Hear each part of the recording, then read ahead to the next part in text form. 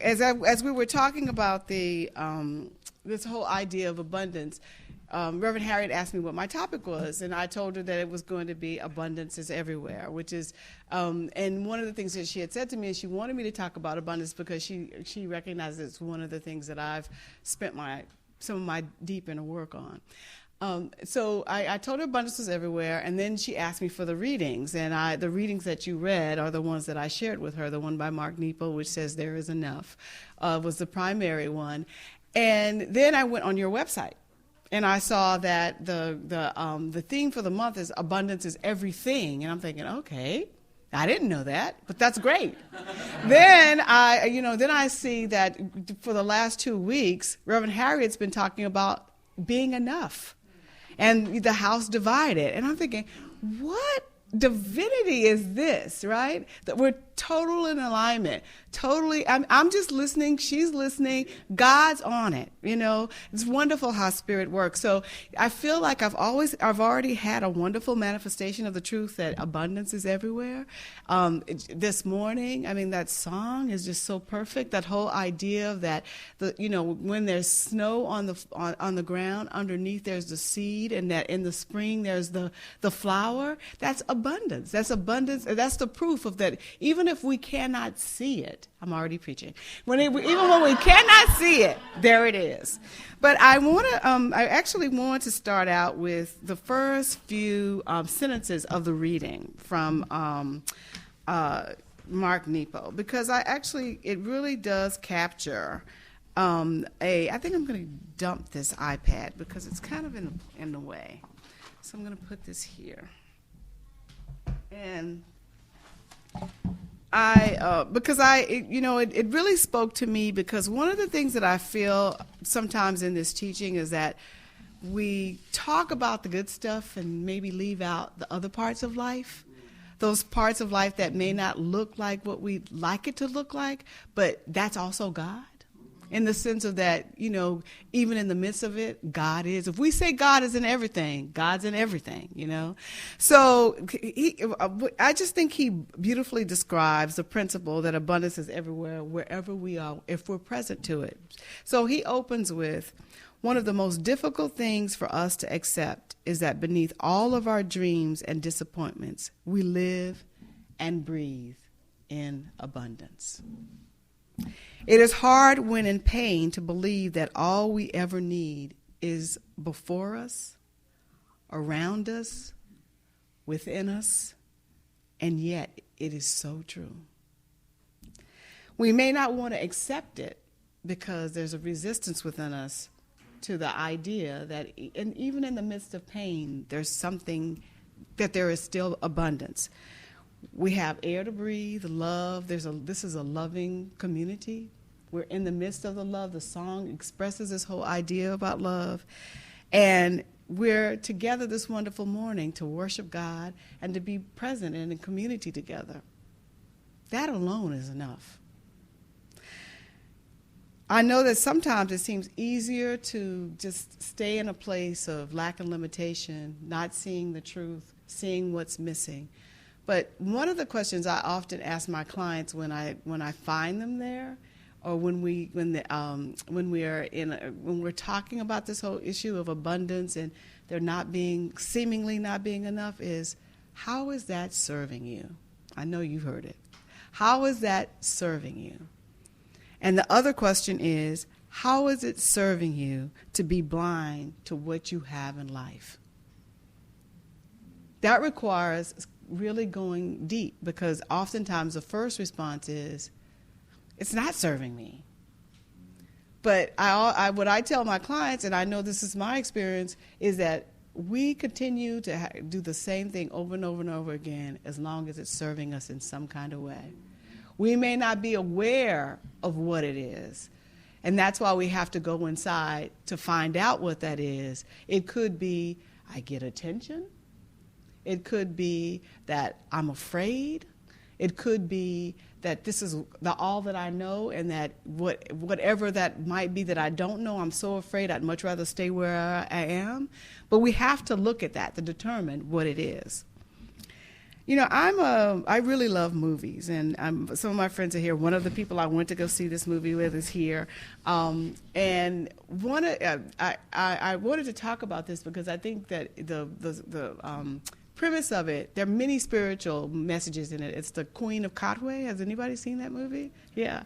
It's a wonderful movie, and there are many principles, but the principle to me that's relevant today is it's about a 14-year-old girl, a Ugandan girl, who is born into poverty. Her family, her mother struggles to feed them. Her mother struggles to have a place for them to live, and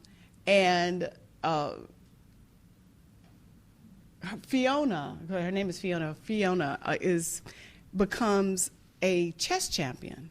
And the way she gets to chess is that I've read an interview. I mean, you see this somewhat in the movie, but she explicitly explains that the reason why she goes to this place to learn chess is because she's hungry. That's where the food is, abundance. Okay? She's hungry. She goes where the food is. Then what she finds out is that she's learning to play chess is that she's like a whiz. She has this innate ability to be able to play chess and is quite successful at it, much more successful than even her teacher, her coach, had expected her to be. But in the midst of that, there's a struggle for her, which is a struggle that we often go through, is that when we are moving forward, because she starts to, and there are other members of her team, they all have this similar experience of that they go out into the world and they see for themselves the differences. They live in poverty. They don't have enough money to go to school, but they're going to these competitions where people have resources, they study, they're better educated than they are, but they're able to succeed. And she's able to succeed in a way that no one saw. But then you also see that she's struggling with that and the fact that when she comes home, she's homeless. And struggling with how do you balance that? And she's a teenager trying to figure this out. And then there's this scene in the movie where she's in a championship. The opponent, the woman across from her, has to be at least twice her age, and who is better educated than she is. And her coach, seeing that she's wavering, says, "You belong here." And he says it again, "You belong here."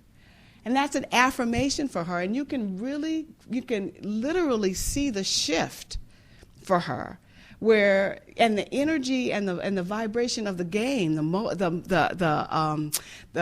momentum shifts with her standing in that, what I would say, I'm enough. There is enough. And she wins.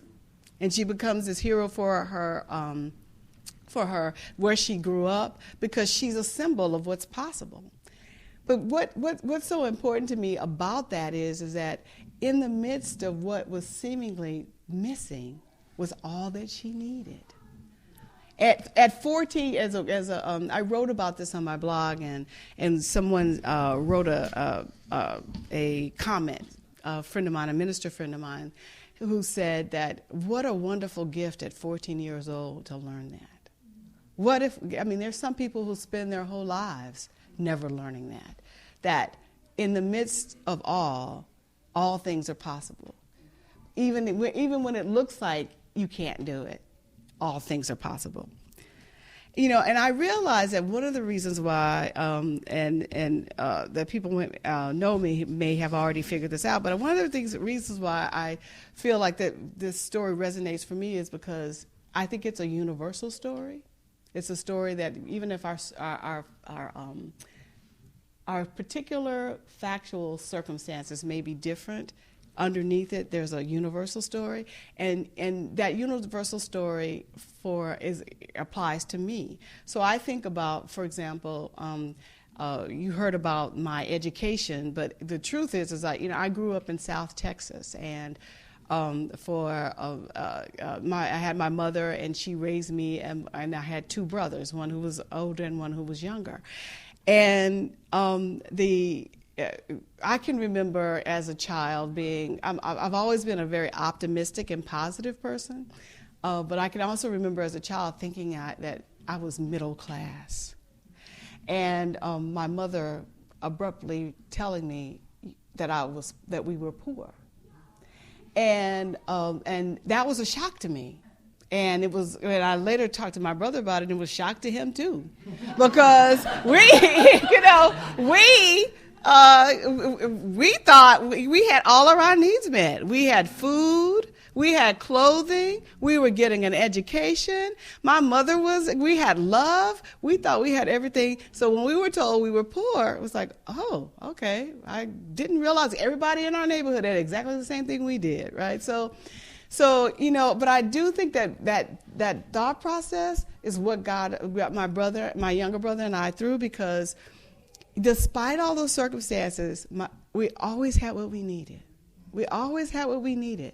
And my brother and I both went to college.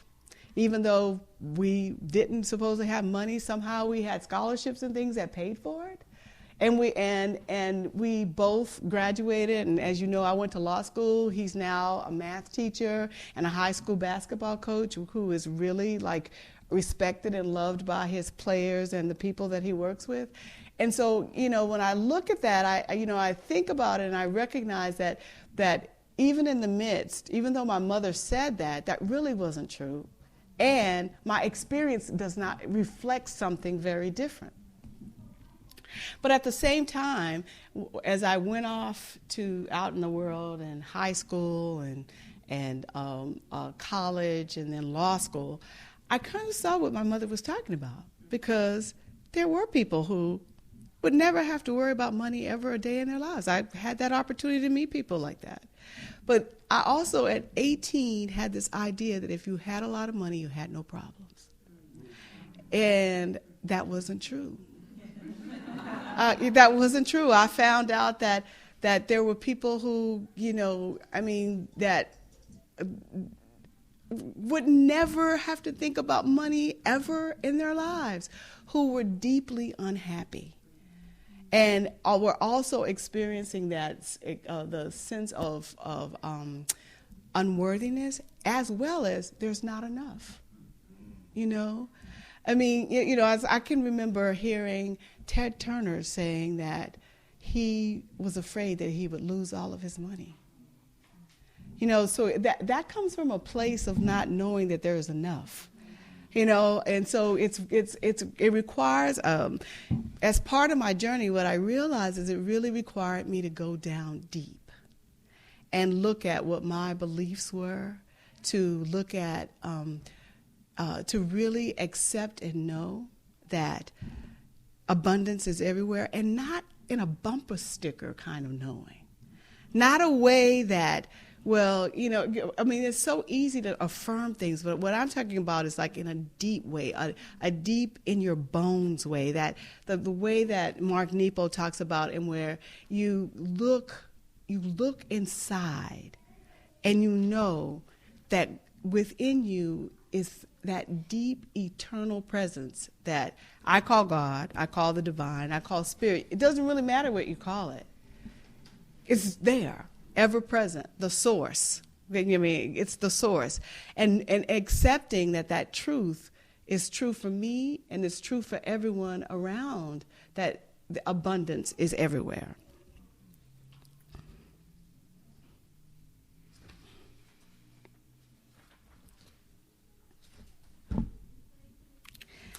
So, in circumstances where money in my life has been seemingly not there, one of the things that I've found is that as I do go deeper, that abundance shows up in a number of different ways, and it doesn't have to be material. It can show up in a number of different ways, and what I learned is that essentially I went back to where I started as a child, which is where I thought all my needs were met before I had that other idea, and that even though my mother, what she said at the time she believed to be true, it wasn't. And also to recognize that even if she said that, the way that she supported me and my brothers was the total opposite of that, because she was able to support us in ways that too reflected that the idea that of God being present everywhere and that abundance was everywhere.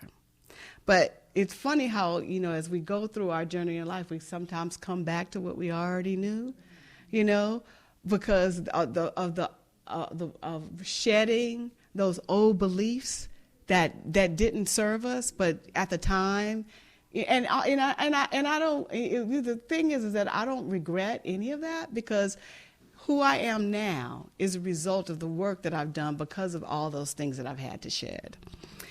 The other thing is that I think it's important to recognize that abundance is a mindset. It's a state of being. It is something that must be nurtured, and I saw that in one of your about nurtured, and cultivated within us. For me, it has required engaging in a really serious spiritual practice, which is, it's meditation, it's visioning, it's affirmations, it's prayer, it's all of those things, reflection, taking the time to go within, to really listen to spirit within me. I also have a practitioner. I'm big on having practitioners who can help me to see those spaces, I have a practitioner that can help me to see the places where I can't see, where I might be blind. And so sometimes it's like, I didn't see that. Like, for example, the question I asked earlier about how is it serving you? If someone is asking you that question, it's like, what are you getting out of this, which you may not be able to do for yourself, but someone can remind you of that. The other thing is, to be truly abundant, it's important to be ever present to what you have in your life, in the present, rather than what you think is missing. As the now deceased renowned Unity minister Eric Butterworth says in his book Spiritual Economics, I love how he says is that abundance has nothing to do with material gain, except to the extent that material good can be one way that the divine creativity can express. It's one way. When we become fixated on abundance as simply a reflection of what material goods we have, we lose sight of the abundant flow that springs from our relationships, health, and well-being, and every other aspect of our lives. We fail to stay present to just how good our lives are, regardless of what we may have in our bank accounts. He also reminds us that infinite mind will put ideas in your mind, words in your mouth, divine creativity in your hands, and endless opportunity before you and guiding light on your path. So those ideas that you have, those are fruitful, allowing them to multiply. One of the examples that comes to me, I hope this isn't too crass, it's like toilet seat covers. That looks really simple. How many people had that idea? But who acted on it? There are all these wonderful ideas that we can have, that do we, if we have to be open and receptive to them. So once we have them, we've got to say yes to them. And if we don't say yes to them, someone else will have the same idea, because God's ideas are ever present. And there are multiple people getting the same idea. The only difference is who says yes and who doesn't. The other part of that is like, I think about this, it's like I was recently watching one of the versions of the movie about Steve Jobs. Steve Jobs was an idea guy. He didn't execute those things. It was his ideas. He found the people who were able to execute what his idea was. I mean, he wasn't the programmers. He wasn't the programmer or any of that. He was the idea guy, which I think is wonderful. I think it's wonderful. But that shows you that having the idea, and then you have the people who come. You have the resources who come. But the thing is saying yes to this and being in that flow. One of the reasons why I included the Ernest Holmes quote was because of the way that it feels. He talks about the essence as forever passing into form and forever flowing around us, pressing against us, flowing out into everything we do. It's a flow. It's the idea comes, we follow it up. We don't get fixated on what it ought to look like. We allow God to flow freely through us and through the people who are coming to us, and let it be. We must remember that God can only do for us what we allow it to do through us. There's no savior out there. There's nobody. The lottery is an idea, but it's a myth. Because even when people win, what happens oftentimes? If you're not ready, if you're not really welcoming to it. So it's like we cannot wait for someone else or something else to do it. We must make ourselves open and available, and the way to do that is by accepting, embodying, and being that which we say we believe and accept, which is abundance. Abundance. If God is abundant and we're one in God, we must be abundant, but seeing it everywhere. Not in just one form. We have to welcome it. The other part of that is that when we do that, we will live and move from a divine space where we accept and witness that life is rich and abundant no matter our circumstances, and that we'll know that it is enough and that we are enough. Because we have to accept that we are enough in order to understand that there is enough, that we are one in God, that God lives, moves, and has its being. Is who we're born in the image and likeness of it. I was telling a client this recently, that there is nothing that we can do that makes us not worthy. There is nothing we can do. That we are born in the image and likeness, and when we accept that about ourselves, then we know who we are, that we are enough. We are divine, perfect beings. That doesn't mean we're not responsible and accountable for what we do. But that's part of the process of living, is seeing those things that we do and say, and taking responsibility and being accountable for that, but not living in a place of not forgiving ourselves for that. As we forgive others, we forgive ourselves and recognize that, there's a civil rights lawyer, Brian Stevens, who says, we are not those things that we have done. So we have to cut ourselves some slack and recognizing that we are enough, because once we do that, then we can open ourselves to what God's offering, pressing, waiting for us to just say yes to. Whatever those opportunities are. I just think about my life, the people who came into my life, the way that I got to Yale. Someone talked to me about that. That wasn't even on my radar, And the idea of the various people, the mentors who have crossed my path, who have loved me, who have supported me. And so we don't do this alone. But but we have to be open and receptive to it. So I would just say that as in closing, that, as you go through your day today, I would invite you to accept and know that abundance is God. God is abundance. We're one with God, so therefore we must be abundance. And that abundance goes beyond the material. And that as we see all of those wonderful things in our lives, that all it does is multiply. It multiplies. It multiplies. It multiplies. Greater and greater good. And all I can say is that, in doing, and when that shows up, you just know that God is and are eternally grateful. And so it is.